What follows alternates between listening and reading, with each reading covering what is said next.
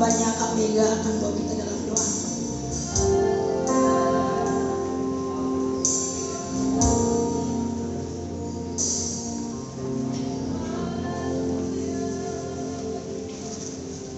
Terima kasih Tuhan. Ajar kami mengerti lirik demi lirik dari pujian itu. Betapa Engkau yang menyentuh hati kami. Tidak bisa kami lakukan satupun dari lirik ini tanpa Roh Kudus-Mu ada di dalam hati kami. Roh-Mu yang memampukan kami mengubah hati kami. Roh-Mu yang memampukan kami untuk kami belajar memberi apapun itu Tuhan. Memberi hati kami kepada Tuhan, memberi hidup kami. Oleh sebab itu Tuhan, biar pujian yang kami naikkan pada pagi hari ini Tuhan, itu boleh nyata ke setiap kehidupan kami Tuhan.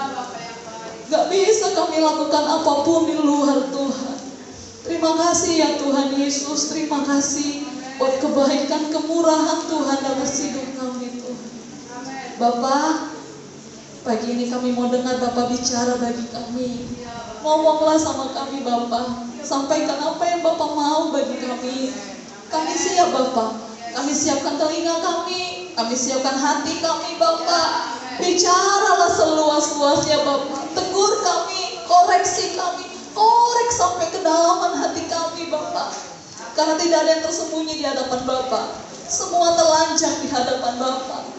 Ini kami anak-Mu Bapak. Engkau sendiri yang bilang kalau kami anak-anak-Mu. Oleh sebab itu Bapak, tolonglah Bapak bicara bagi kami. Kami siap untuk dengarkan Bapak ngomong sama kami. Terima kasih Tuhan. Urapi hamba-Mu Tuhan. Urapi yang sudah membawa pujian. Pakai lebih lagi Tuhan. Setiap pergumulannya Tuhan Engkau yang menjawab dan menolongnya tepat pada waktu Tuhan. Urapi semua para pelayan Tuhan yang berbagian di dalam pelayanan. Bahkan hamba-Mu yang akan menyampaikan isi hati Tuhan. Mari Tuhan, taruhlah perkataan Tuhan di dalam bibir hamba-Mu, sehingga kami boleh mendengar Tuhan sendiri yang bicara bagi kami. Kuduskan hati kami, siapkan hati kami dengar firman Tuhan. Setiap pekerjaan iblis yang coba membelokkan hati kami lewat apapun itu, kami mau patah hancurkan daerah teritorinya di dalam nama Tuhan Yesus. Dalam nama Tuhan Yesus Kristus, kami izinkan Roh Kudus, Engkau yang bicara bagi kami. Baik ibadah sekolah minggu juga, Tuhan yang ambil alih di dalam. Terpujilah Tuhan, di dalam nama Tuhan kami berdoa ucap syukur.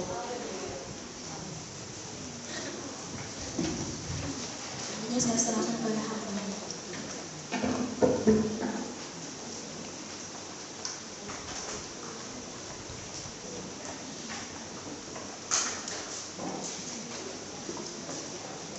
Puji Tuhan. Puji Tuhan. Puji Tuhan.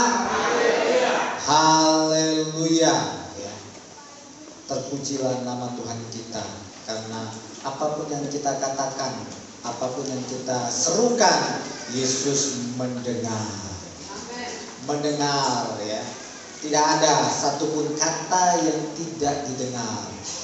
Apalagi kita katakan dengan sungguh-sungguh. Kenapa? Karena kehadiran Allah tidak jauh. Allah tidak jauh. Ya. Allah itu ada sangat dekat bagi kita. Makanya kalau kita males-malesan untuk berkata-kata atau berkomunikasi, ya itu berbahaya. Itu tanda berbahaya. Ya, itu tanda berbahaya. Karena Allah itu bukan Allah yang jauh, Allah yang ada di sorga. Ya, Dia ada di dalam kita. Ya. Puji Tuhan. Mari sebagai anak-anak Tuhan, ya, kita ini anak-anak Allah, ya, yang pasti punya masa depan yang paling indah. Ya. Kita akan sama-sama belajar apa yang Tuhan mau, apa yang Tuhan kehendaki untuk kita lebih maju lagi di dalam Tuhan. Ya. Mari kita sama-sama membuka Alkitab kita yang terdapat di dalam Ulangan. Ulangan pasal yang keempat.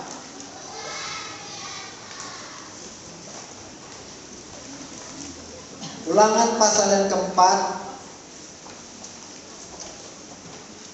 ayat yang ketujuh. Ulangan pasal yang keempat, ayat yang ketujuh. Sudah semua mendapatkannya? Sudah semua? Kalau belum masih dicari. Pak Segala sudah? Kalau sudah semuanya, kita akan baca bersama-sama Ulangan pasal keempat ayat yang ke-7. 2, 3. Sebab bangsa besar manakah yang mempunyai Allah yang demikian dekat kepadanya seperti Tuhan Allah kita setiap kali kita memanggil kepadanya. Puji Tuhan, silakan duduk. Inilah perkataan yang diucapkan oleh nabi yang bernama Musa. Musa sendiri punya pengalaman beserta dengan orang-orang Israel yang telah keluar dari bangsa Mesir dari perbudakan. Ya. Mereka sendiri mengetahuinya bahwa apa? Bahwa ya, bangsa mereka, bangsa Israel adalah bangsa yang besar. Ya. Ya. Tapi mereka punya Allah yang lebih besar lagi. Ya. Saking besarnya Tuhan itu, ya, dikatakan apa? Allah itu dekat. Ya. Allah itu dekat dari awal, ya. Allah yang dikenal oleh ya, manusia adalah Allah yang dekat. Tidak pernah dia punya rencana bahwa Allah itu jauh. Tidak pernah. Tidak pernah, itu yang terjadi. Pada waktu Allah menciptakan Taman Eden, ya, jangan kira ya kita anggap Allah itu tinggal di surga. Ternyata Allah itu tinggal juga di dalam Taman Eden. Allah itu adalah Allah yang dekat. Itulah ajaran orang Kristen. Allah itu dekat. Ya. Walaupun memang posisinya, walaupun di satu sisi dia punya rumah yang namanya surga, namun rumah itu bukanlah menjadi rumah satu-satunya kediaman Allah. Ternyata walaupun Allah ada rumah yang namanya surga, ketika dia menciptakan yang namanya Taman Eden, itu juga rumahnya Allah. Itu yang terjadi. Kadang kita semakin hari semakin diberkati, ya, pasti kita pengen punya lebih dari 2. Betul tidak? Betul tidak? Kalau kita tambah hari diberkati, betul tidak? Kita pengen punya rumah 2. Apalagi kita yang sering jalan-jalan, ya. Kita pengen, ya, kalau kita ke Jakarta kita pengen di situ ada rumah, ke Amerika kita pengen ada rumah. Itu terjadi. Ya. Sekali memang beli, memang mahal. Namun apa? Namun itu berguna untuk selanjutnya. Daripada harus apa? Harus kontrak, kalau mau liburan harus ngekos ataupun harus nginep di hotel, biaya besar. Itulah kalau orang yang diberkati. Orang diberkati pengen punya banyak rumah. Itu yang terjadi. Demikian juga Allah. Allah itu adalah Allah yang sangat kaya.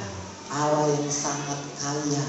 Tidak pernah sesuatu pun, ya, bagi Allah sesuatu yang dikerjakan tidak ada yang mustahil. Itu terjadi.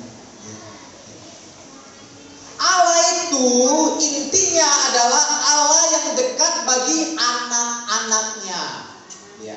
Allah yang dekat bagi ciptaannya, khususnya kepada manusia. Dia tidak dekat kepada pohon, dia tidak dekat kepada binatang, dia hanya dekat kepada manusia dan malaikat. Itu terjadi. Di mana ada manusia, di mana ada malaikat, ya, di situ Tuhan mau dekat.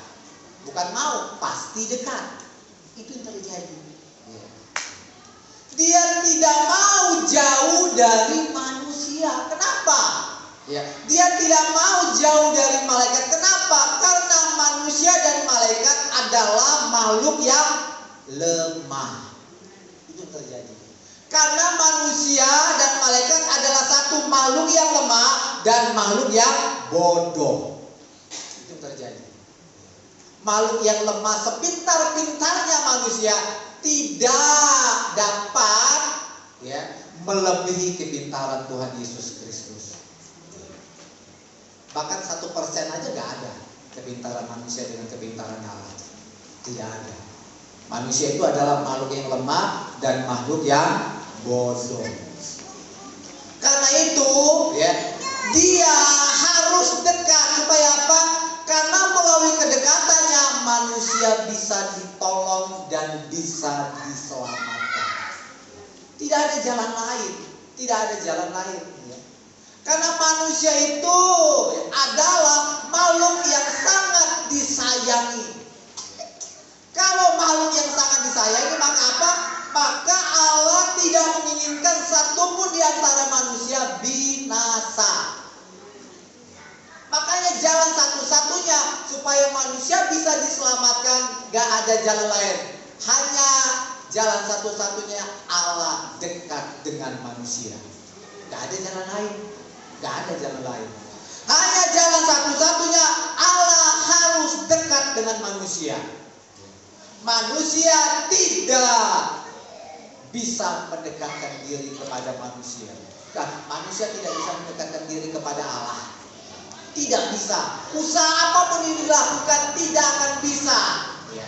Kecuali Allah sudah dekat dulu dengan manusia. Kalau Allah berinisiatif dekat dengan manusia, maka manusia bisa dekat dengan Allah. Itu.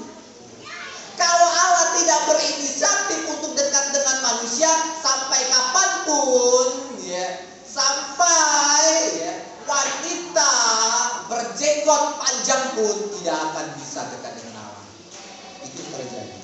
Gak akan bisa. Makanya apa? Makanya Allah harus berinisiatif. Supaya manusia bisa dekat dengan Allah, Allah terlebih dahulu harus dekat dengan manusia. Makanya apa? Makanya ketika Adam dan Hawa diciptakan, Allah juga tinggal di dalam taman Eden. Itu yang terjadi. Begitu juga pada waktu di zaman Musa, Allah yang begitu besar, kenapa dia mau tinggal di dalam kemah? Padahal di satu sisi dikatakan apa? Kaki Allah, telapak kaki Allah, adalah sebesar bumi ini. Bumi ini adalah tumpuan kaki Allah. Bumi ini tumpuan kaki Allah. Tiba-tiba dia mau tinggal di dalam kemah. Itu yang terjadi. Allah mau tinggal bersama-sama dengan orang Israel. Berarti Allah itu adalah Allah yang dekat. Allah yang dekat. Apalagi di zaman sekarang, di zaman anugerah, untuk menjadikan manusia itu bisa sangat dekat dengan Allah, Allah harus turun menjadi manusia, yaitu Yesus Kristus. Dia mati di atas kayu salib supaya apa? Dia memiliki kita, dia membeli kita dari iblis, dia memiliki kita dan menjadikan kita, tubuh kita menjadikan bait Allah. Supaya apa? Supaya Allah tinggal di dalam kita. Itu terjadi. Allah itu sudah dekat, jangan pernah diragukan lagi. Allah itu sudah dekat. Allah itu tidak mau jauh. Dia rela meninggalkan tahtanya di surga, datang ke bumi, mati di kayu salib. Supaya apa? Supaya kita bisa dekat dengan Allah.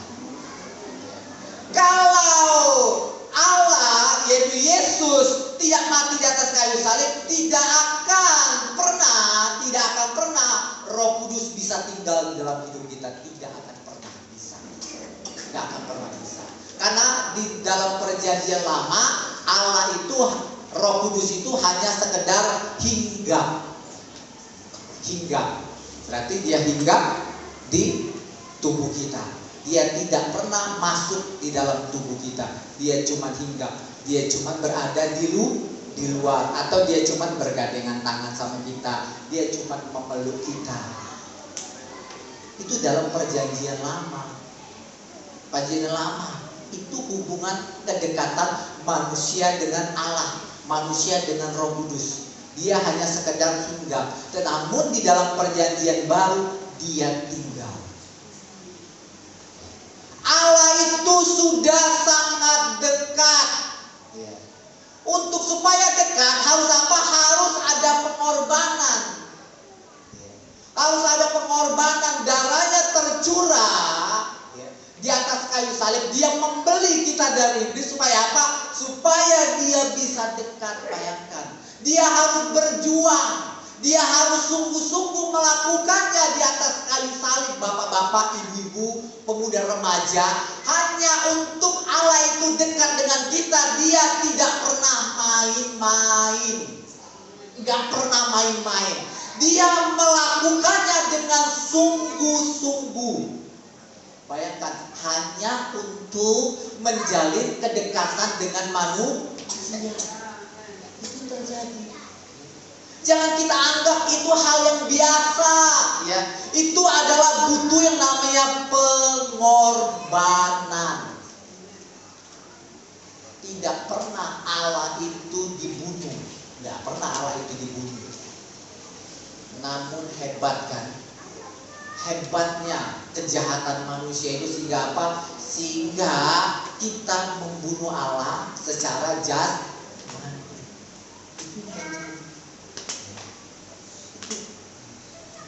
Saking dia sayangnya sama kita, dia rela mengorbankan dirinya, mengorbankan segala-galanya di atas kayu salib hanya untuk Allah bisa dekat dengan manusia.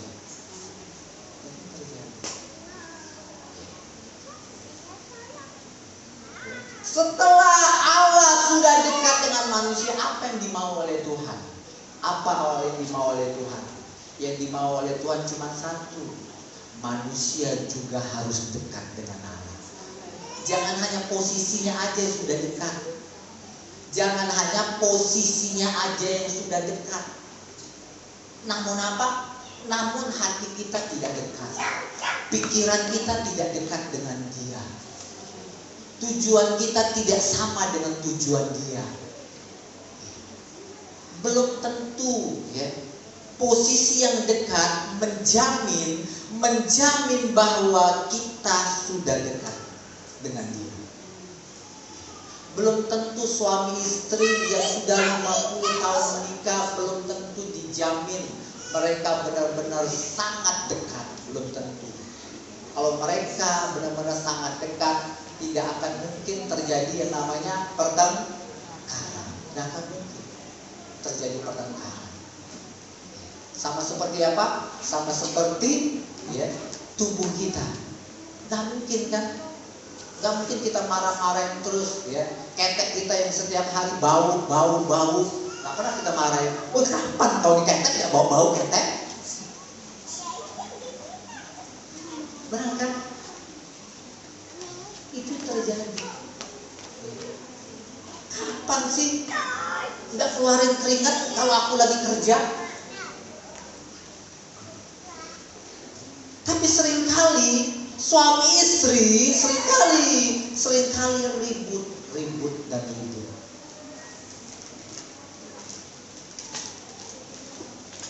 Ujung-ujungnya harus ke tingkat yang lebih tinggi, yaitu perceraian. Itu yang terjadi. Kalau benar-benar dekat tidak akan mungkin. Itu yang terjadi. Apa mungkin ibu-ibu, bapak-bapak yang ganteng, yang cantik, ya, ngelihat keteknya yang bau, apakah mungkin ya dokter, serahkanlah tanganku yang bau ini, potonglah saja? Mungkin Mungkin ibu-ibu? Nggak mungkin. Bapak-bapak yang ganteng-ganteng, gagah-gagah, ya, mungkinkah bapak-bapak rela memotong tangan supaya apa? Supaya tidak bau? Nggak mungkin. Nggak mungkin kalau terjadi yang namanya kedekatan. Nggak mungkin itu terjadi. Ya. Makanya nggak mungkin juga terjadi kalau suami istri terjadi kedekatan. Nggak mungkin lagi dia menyesal. Menyesal aku menikah dengan dia. Kalau tahu caranya begini, nggak ada lagi. Yang namanya perkataan apapun timbul dalam hati dan pikiran kita, nggak ada lagi timbul yang namanya penyesalan. Nggak mungkin. Itu terjadi. Makanya itulah ya mengapa Tuhan menginginkan kita dekat dengan Allah. Allah itu sudah dekat. Sekarang yang dimau oleh Tuhan, kita ini dekat dengan Tuhan. Kenapa? Karena dia sudah berjuang, dia sudah berusaha, dia sudah mengorbankan, dia sudah sungguh-sungguh melakukannya. Tinggal bagian kita. Tinggal bagian kita. Tuhan sudah mengerjakannya. Sekarang yang Tuhan tunggu mana bagian manusia, mana bagian anak-anaknya. Itu yang terjadi. Ya. Mari kita baca di dalam Mazmur pasal 62 ayat pertama. Kita akan baca bersama-sama. Mazmur 62 ayat yang pertama. Ayat yang kedua, ayat yang kedua, Mazmur pasal yang ke-62 ayat yang kedua. Sudah semua? Kalau sudah, kita akan baca bersama-sama 2, 3. Hanya dekat Allah saja aku tenang, daripadanya lah keselamatanku. Ini pengalaman Daud. Daud sendiri punya pengalaman. Ketika Daud merasakan kedekatan dengan Allah, maka apa dampaknya? Ada yang namanya ketenangan. Itu yang terjadi. Hanya dekat Allah saja aku tenang. Tenang. Pasti apa? Pasti Tuhan punya cara untuk menyelamatkan Daud. Itu pengalaman Daud. Hanya dekat Allah saja Daud menjadi tenang.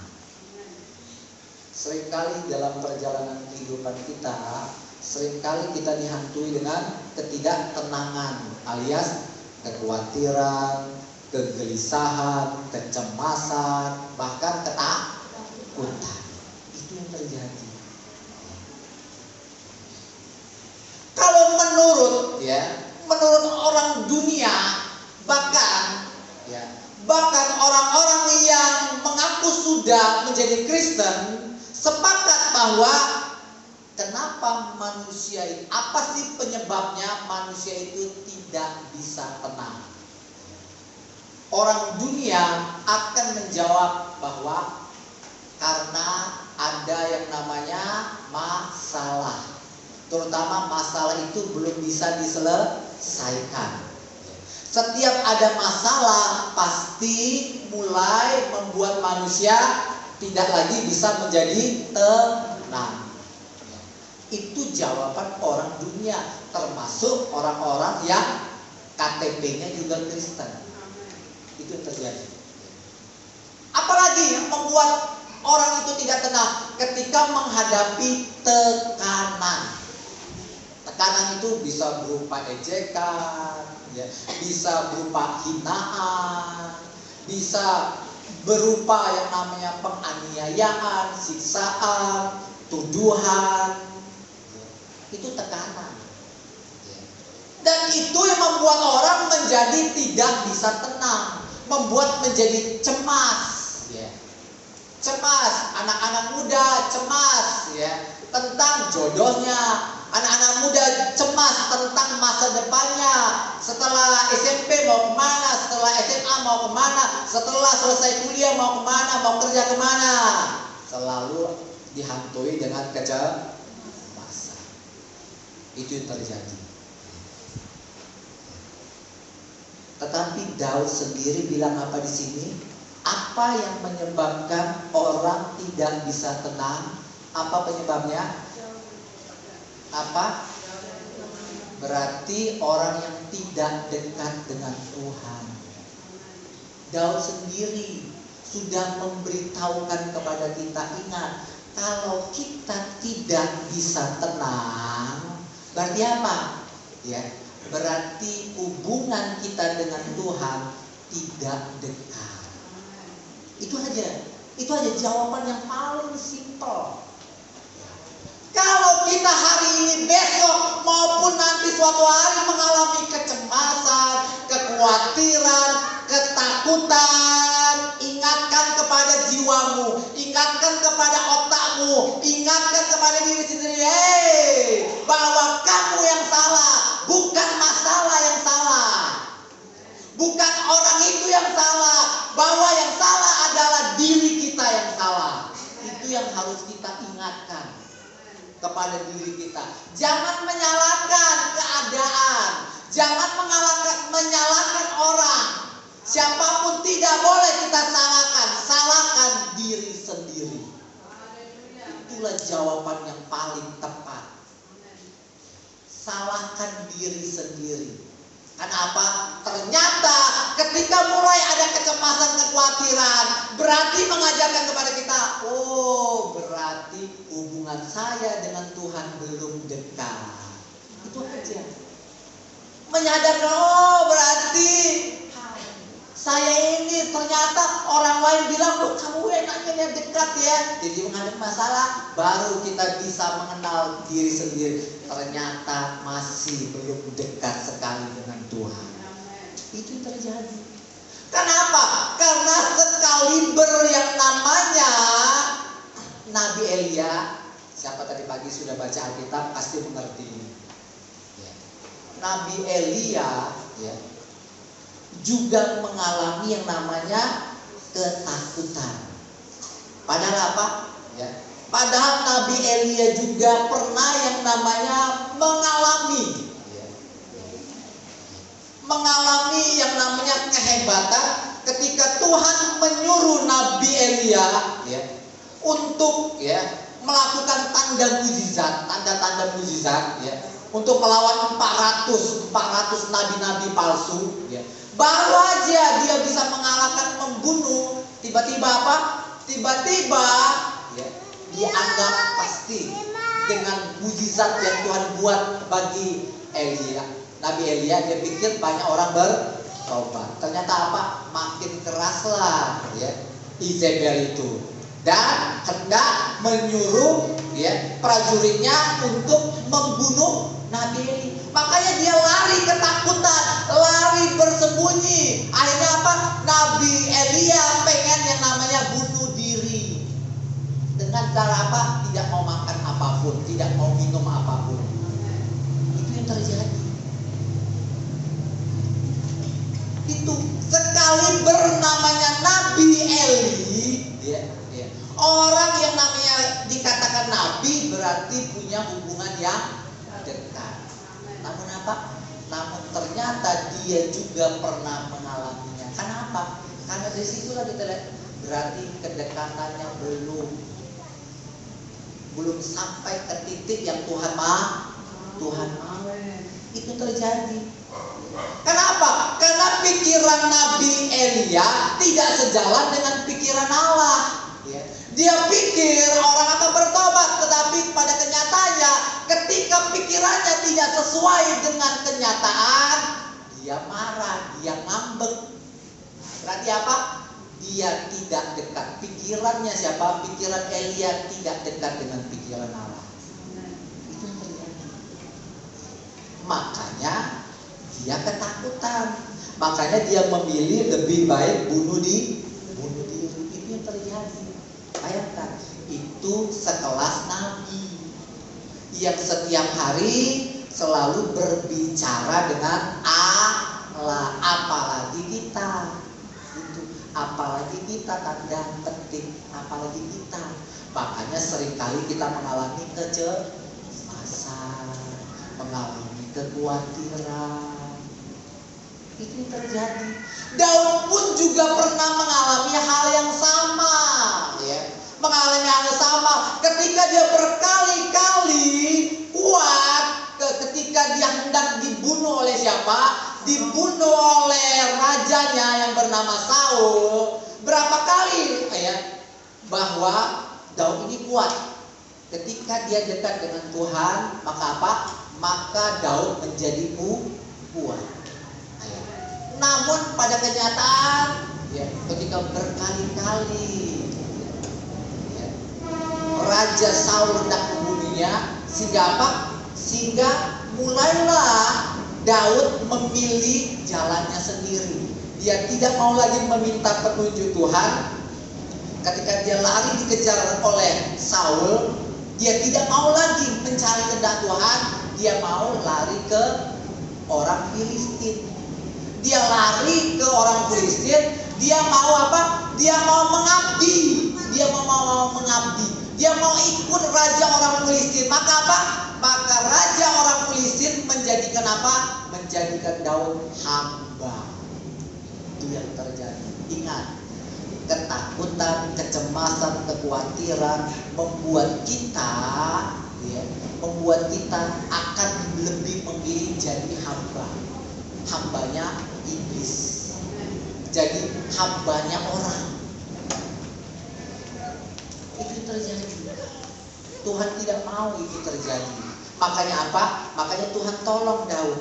Ketika Daud sedang bermasalah, ketika hubungannya dengan Tuhan bermasalah, apa yang terjadi? Ketika hendak ada perperangan antara Filistin dan orang Israel, Daud dan pasukannya hendak menolong, membantu orang Filistin berperang. Berarti perang saudara.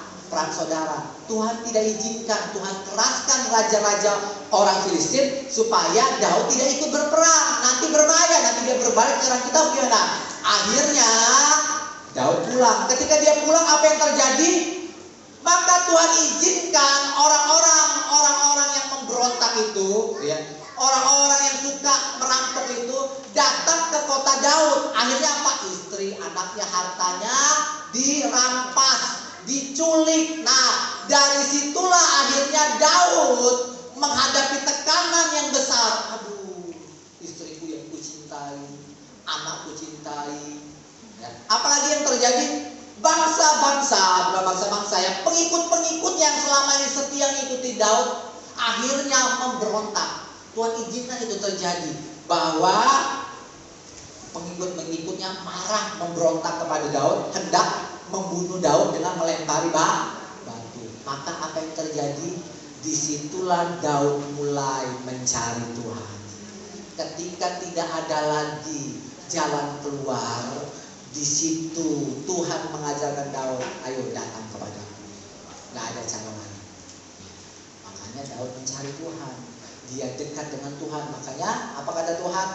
Kejarlah, maka engkau akan mendapatkannya. Itu yang terjadi. Itu pengalaman Daud ketika Daud jauh dari Tuhan. Ya. Itu dia. Seharusnya ketika ada yang namanya kekhawatiran, kegelisahan, ingat, kita harus ingatkan kepada diri sendiri bahwa saya sedang bermasalah, hubungan saya sedang bermasalah. Nggak ada jalan lain, bapak-bapak, ibu-ibu, pemuda remaja. Kalau mau tetap tenang menghadapi apapun, jalannya cuman satu, dekat dengan Tuhan. Dekat dengan Tuhan. Jangan kita anggap, oh saya ini rajin setiap hari berdoa. Jangan kita anggap kita sudah dekat dengan Tuhan. Yang membuat hubungan itu benar-benar terbukti bahwa saya sudah dekat dengan Tuhan ketika menghadapi permasalahan. Ketika kita menghadapi tekanan, masih adakah kecemasan? Masih adakah ketakutan? Masih adakah kegelisahan? Masih adakah persungutan? Masih adakah kemarahan? ketika itu masih ada, berarti memang hubungan kita perlu diperbaiki. Itu saja. Perlu diperbaiki. Ada yang salah, hubungan itu ada yang salah. Makanya kita harus koreksi diri kita sesuai dengan firman Tuhan. Apalagi Daud sudah menjelaskan, hanya dekat, satu-satunya yang membuat kita tenang hanya dekat dengan Tuhan. Itu terjadi. Apapun penyakit kita, apapun itu, gak akan bisa membuat kita menjadi takut, gelisah, khawatir. Karena ujung-ujungnya apa? Selalu mendatangkan kebaikan.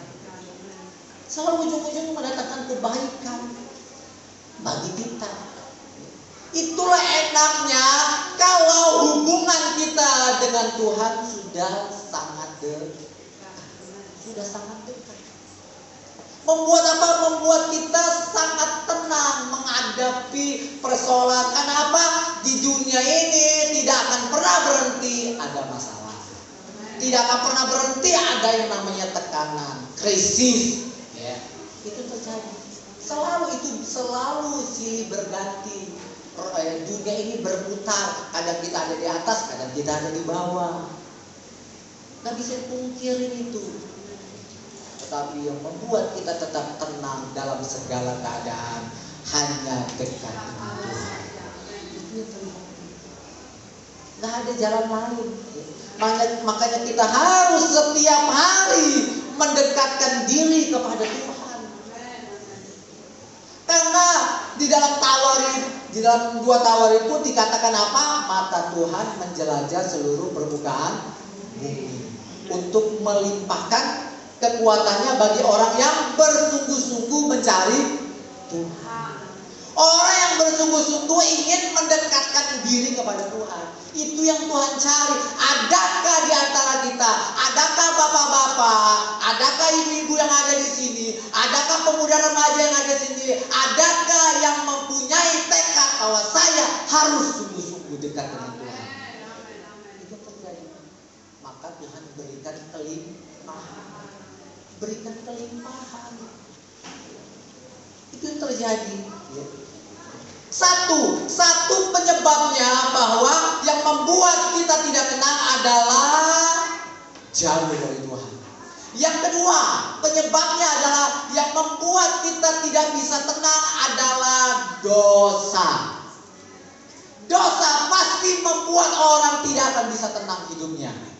Karena Allah berusaha untuk membuat dia tetap tidak tenang. Dosa itulah yang membuat manusia tidak bisa tenang. Ingat, ketika Tuhan Yesus mati di atas kayu, sebelum dia mati di atas kayu salib, dia berdoa di Taman Eden. Taman Eden ya, kan ya, Taman Getsemani. Dia berdoa di Taman Getsemani. Dia mengalami apa? Ketakutan. Sehingga ketakutan yang sangat besar ini membuat keringatnya mengeluarkan darah. Setuju nggak? Kenapa Yesus menjadi sangat takut? Apakah benar itu karena masalah? Masalah karena Yesus mau dibunuh, mau disalibkan. Benar atau salah? Benar atau salah? Bapak-bapak,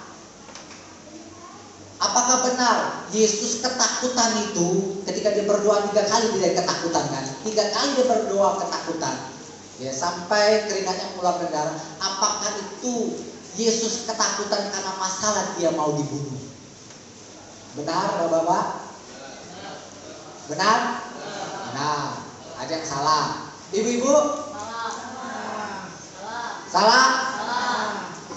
Kan saya tadi kan sudah kasih clue-nya kan, jawabannya. Masalah tidak membuat kita menjadi takut. Yesus dia takut bukan karena dia mau mati di atas kayu salib. Ingat, yang membuat Yesus sangat takut karena apa? Karena dosa yang harus ditimpakan kepada dirinya. dosa. Yesus itu tidak pernah ada dosa. Ya, tetapi ya, melalui kematian di atas kayu salib, melalui penyalipannya, Yesus harus menanggung dosa. Makanya Yesus ya, ketika dia berdoa dibilang apa? Mengapa Bapa engkau meninggalkan aku? Bukan karena Yesus nggak tahu jawabannya. Bapa, kenapa engkau meninggalkan aku? Bukan karena dia nggak tahu jawabannya. Supaya kita cari tahu apa jawabannya. Itulah pentingnya. Kenapa banyak sekali yang harus kita pelajari dalam Alkitab supaya kita mengerti jawabannya. Karena dia Bapa kita. Bapa pasti memberitahukan maksud apa yang dikatakannya. Bukan karena Yesus bodoh, tapi supaya kita belajar cari tahu mengapa. Mengapa Bapa kau meninggalkan aku? Karena Yesus harus menanggung dosa. Ketika Yesus harus menanggung dosa, berarti putuslah hubungan antara Yesus dengan Bapa. Itu. Ketika Yesus harus menanggung dosa, berarti putuslah hubungan anak. Yesus gambarkan anak. Selama ini dia selalu punya hubungan. Dia putus hubungan dengan Bapa, dia putus hubungan dengan Roh Kudus. Itu terjadi. Itulah yang membuat Yesus sangat takut dosa. Ingat, dosa membuat kita cemas, takut, gelisah. Itu terjadi. Kita harus koreksi yang kedua. Apa penyebab kita tidak bisa tenang? Apa penyebab kita tidak bisa tenang? Apa? Dosa. Apapun yang kita katakan, apapun yang kita perbuat, tidak ada yang bisa disembunyikan. Yesus tahu, makanya apapun dosa yang kita lakukan pasti dibuat oleh Tuhan Yesus gelisah. Itu pasti. Kalau Tuhan Yesus buat kita gelisah, berarti dia sayang sama kita. Pasti dia sayang sama kita. Kalau Tuhan Yesus gak membuat kita lagi gelisah, dia tidak sayang sama kita. Dia akan membuat kita gelisah, membuat kita, woi Tuhan, aku sudah kerjakan ini gak berhasil, buat aku ngerasa apa yang dilakukan salah, kenapa aku lakukan ini kok gak sukses, gak berhasil, kenapa? Supaya kita koreksi diri kita, ada dosa yang belum dibereskan. Jangan anggap enteng dosalah yang menjadi penyebab terputusnya hubungan kita dengan Allah. Walaupun kita anak, kalau kita tidak mau minta ampun sama Tuhan Yesus, di situ Tuhan memutuskan hubungan. Itu yang terjadi. Jangan anggap remeh, itu kan dosa kecil. Tuhan tidak pandang kecil besar. Yang namanya dosa, itulah yang menjadi pemisah antara manusia dengan Allah. Itu terjadi dosa. Gak ada jalan lain. Tapi kabar baiknya apa? Ingat, anak itu dapat kabar baik. Sebesar apapun dosa kita, ingat ya, kalau kita mau datang sungguh-sungguh bertobat, pasti diampuni. Makanya jangan tunggu lama-lama, bapak-bapak, ibu-ibu, pemuda remaja, jangan tunggu lama-lama. Kalau sudah tahu bahwa saya salah, cepat minta maaf, cepat minta ampun, baik kepada manusia maupun kepada Tuhan. Semakin lama kita tidak membereskan, berarti apa? Disitulah hubungan kita dengan Tuhan tidak dekat. Kita berusaha tiap hari datang ke gereja sekalipun, ingat, kalau kita tidak mau membereskan dosa itu, ingat, itu yang menyebabkan kita. Kenapa sulit sekali saya mengalami kemajuan demi kemajuan? Itu yang terjadi. Itu jangan. Jangan, makanya kalau kita sakit hati sama seseorang, jangan, bereskan, ampuni dia. Itu makanya kita jangan sering kali sakit hati sama seseorang. Karena orang itu ya memang itu, kita semuanya sama, kita semuanya makhluk yang lemah. Kalau kita menyimpan sakit hati, menyimpan dendam, bodoh. Kita yang bodoh, bukan orang itu. Kita yang bodoh. Kenapa? Karena itu merugikan diri kita. Bukan merugikan orang itu, yang merugi adalah kita. Itu yang terjadi. Makanya seperti Bapak segala ngomong kemarin, cuek aja. Itu yang terjadi. Yang penting apa? Kalau kita salah, minta maaf. Kalau dia nggak mau minta maaf, sudah selesai urusan kita. Itu yang terjadi. Yang penting kita minta maaf. Yang penting kita jangan sampai menyimpan sesuatu, karena itulah yang menjadi dampak besar bagi kita. Percuma kita terus rajin-rajin beribadah kalau kita tidak mau bereskan, gak ada dampaknya. Itu terjadi sama seperti siapa? Sama seperti Matius pasal 7. Hebat dia, memang Tuhan kasih dia karunia untuk menyembuhkan orang sakit. Namun apa? Namun ada dosa yang tidak dibereskan. Apa itu dosanya? Itu terjadi. Ada dosa yang tidak dibereskan. Pada akhirnya apa? Nyalakan pembuat kejahatan. Ada kejahatan yang tersembunyi di mata manusia, tapi di mata Tuhan gak ada yang tersembunyi. Itu terjadi. Hebat dia pelayanannya, bisa membangkitkan orang mati, bisa menyembuhkan. Hebat pelayanannya, tapi ada dosa yang tidak dibereskan. Sekecil apapun dosa yang tidak dibereskan ya Tuhan, hai aku tidak kenal. Aku tidak kenal engkau, kamu pembuat kejahatan. Kenapa? Orang-orang yang tidak mau minta maaf berarti menganggap dirinya benar. Ya, berarti apa? Berarti dia orang yang sombong. Orang yang tidak mau minta maaf, dia orang-orang sombong. Makanya Tuhan benci orang sombong. Tuhan benci orang sombong. Itu terjadi. Makanya Tuhan benci orang sombong. Itu terjadi. Makanya orang sombong pasti tenggelam. Tenggelam kan ada jalan lain. Ya bapak-bapak ya. Jangan mentang-mentang kita sebagai kepala rumah tangga, kita anggap minta maaf sama istri itu kita anggap itu rendah. Jangan. Itu kesombongan yang harus dibereskan. Sekecil apapun harus minta maaf. Jangan mentang-mentang kepala pencari nafkah. Itu terjadi. Ingat, Tuhan sayang kepada bapak-bapak di sini.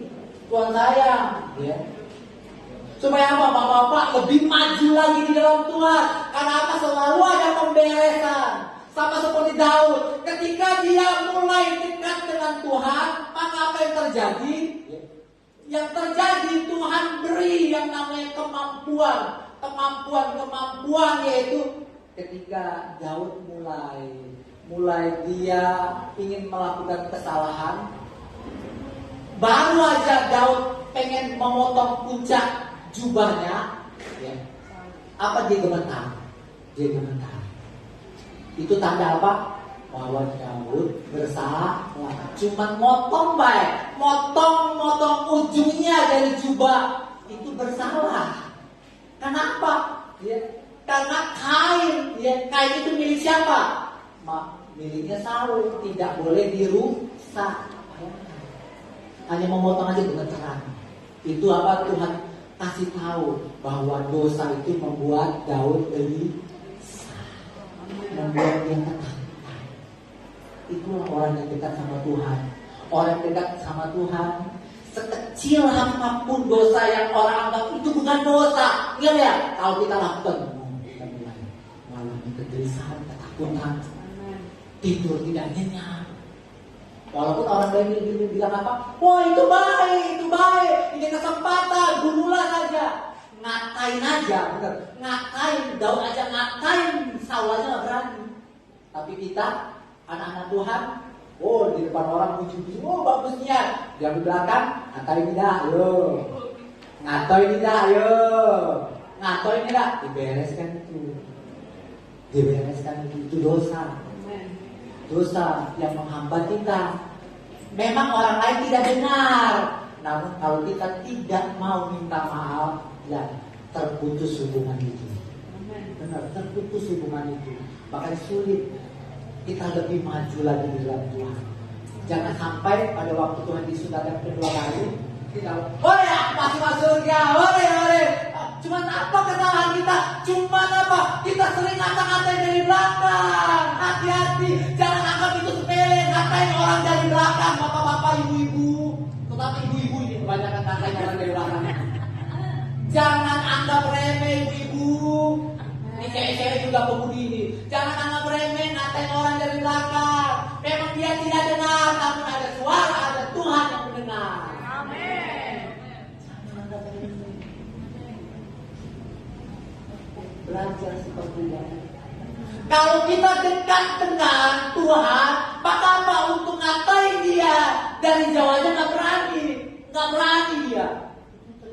Itulah enaknya ketika kita dekat dengan Tuhan. Selalu banyak sekali alarm.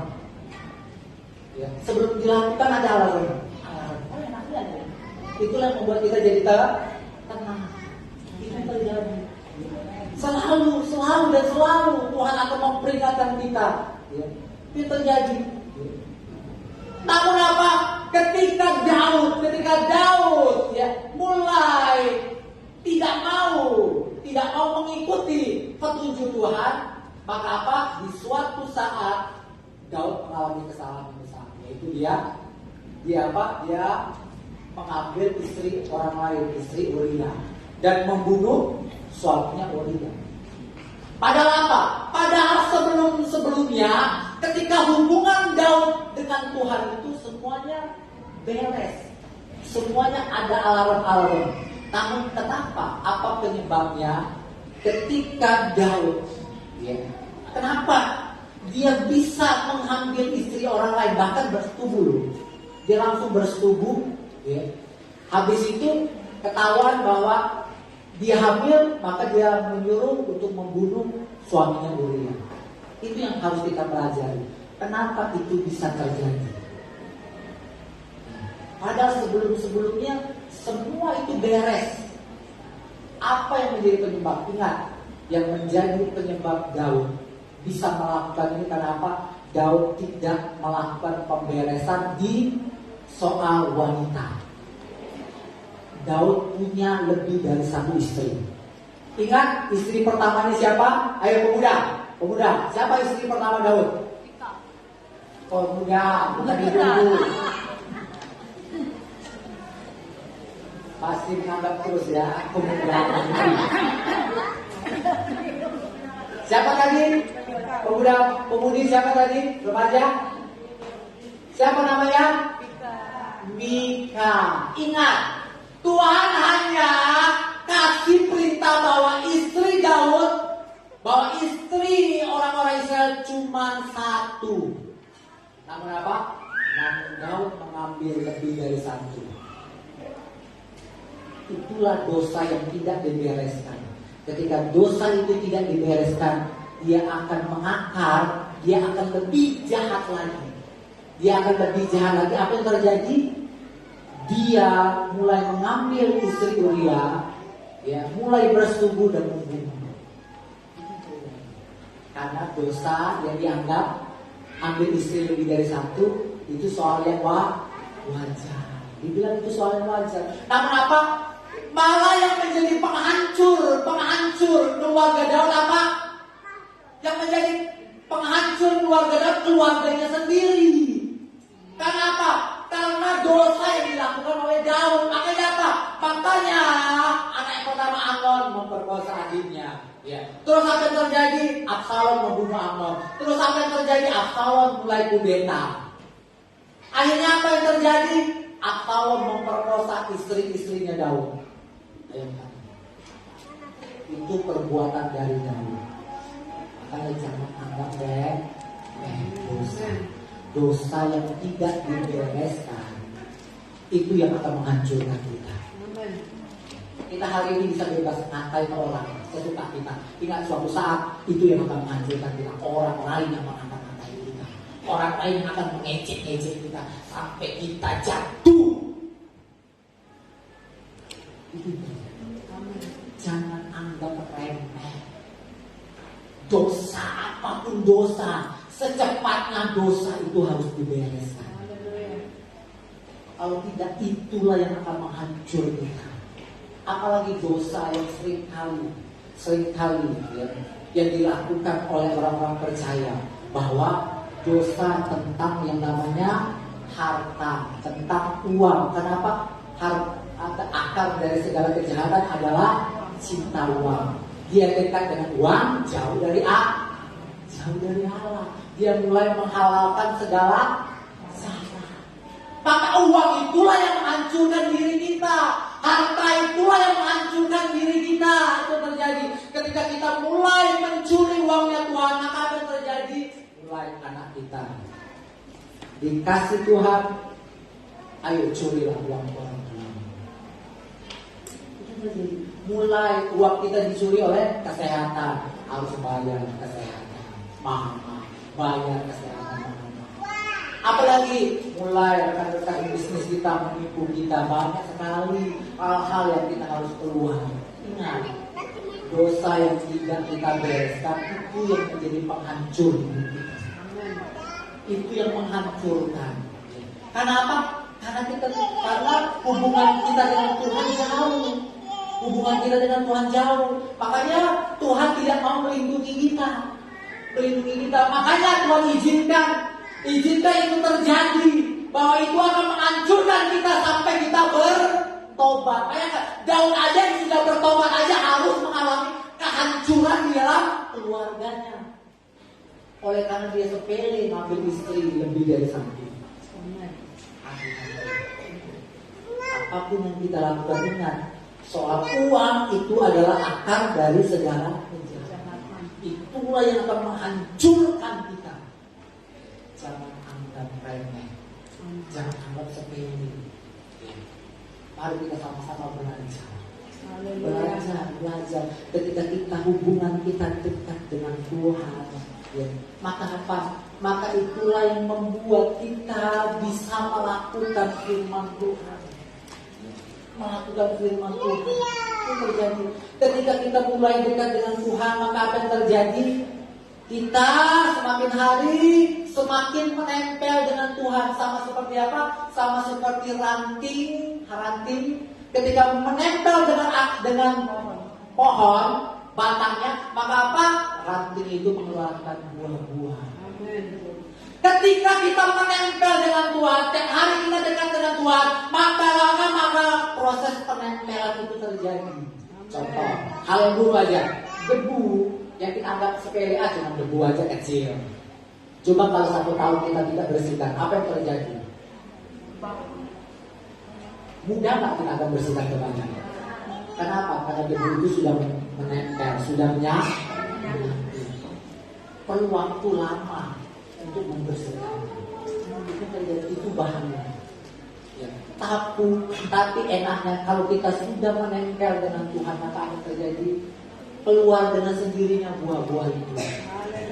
Buah-buah itu keluar dengan sendirinya. Kalau usah kita paksa, Tuhan, minta Tuhan kasih, minta sukacita, minta damai sejahtera. Nggak perlu repot-repot. Kalau orang dekat dengan Tuhan pasti keluar sendiri. Pasti keluar sendiri. Maka apa? Dia akan menghasilkan 30 kali lipat, 60 kali lipat, sampai 100 kali lipat. Setiap detik dia banyak sekali bermiliar-miliar mengeluarkan buah-buah. Buah-buah 9 buah roh. Buah apa lagi? Buah-buah pertobatan. Bukan hanya sekedar bertobat, tetapi menghasilkan buahnya. Itu dari berbohong, dia berhenti berbohong. Buahnya apa? Dia selalu berkata jujur, walaupun harus seringkali jujur itu menyakitkan. Betul nggak? Dan tegang ini. Jujur ya, sedikit ganteng. Yakin nggak? Oleh orang yang tidak dekat dengan Tuhan sakit pasti.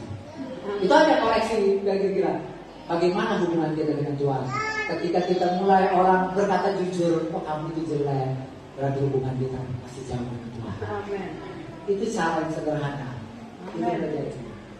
Tapi kalau kita orang lain berkata jujur, kita terima, makasih ya, makasih buat masukannya, biar aku belajar lebih bagus lagi, biar aku belajar menerima ciptaan Tuhan, ya, bahwa walaupun kamu lihat aku jelek, tapi aku bersyukur Tuhan menerima aku yang jelek ini. Aku bersyukur.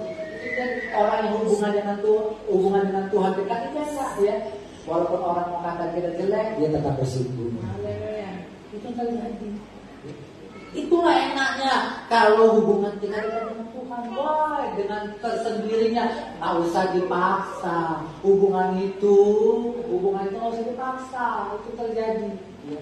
Ya, dia akan datang dengan tersendirinya, buah-buah itu akan mengalir. Nggak usah kita tuntut. Woi anakku, kau ini 10 tahun kau di sini, ya ikut bapak, kate si kokun buahnya kau ini. Nggak bisa. Itu terjadi. Hubungan dengan Tuhan, kedekatan dengan Tuhan itulah jalan satu-satunya. Puji Tuhan, demikianlah kebenaran firman Tuhan. Mari kita tetap dekat dengan Tuhan. Mari kita tetap terhubung dengan Tuhan. Jangan pernah kita jauh daripada Tuhan. Itulah rahasia yang sesungguhnya yang Tuhan inginkan. Karena dia sudah sangat dekat. Yang dia mau, apakah respon kita? Apakah kita mau dekat? Kalau kita mau dekat, pasti hidup kita tenang. Mari kita sama-sama bangkit berdiri. Kita akan pujian hanya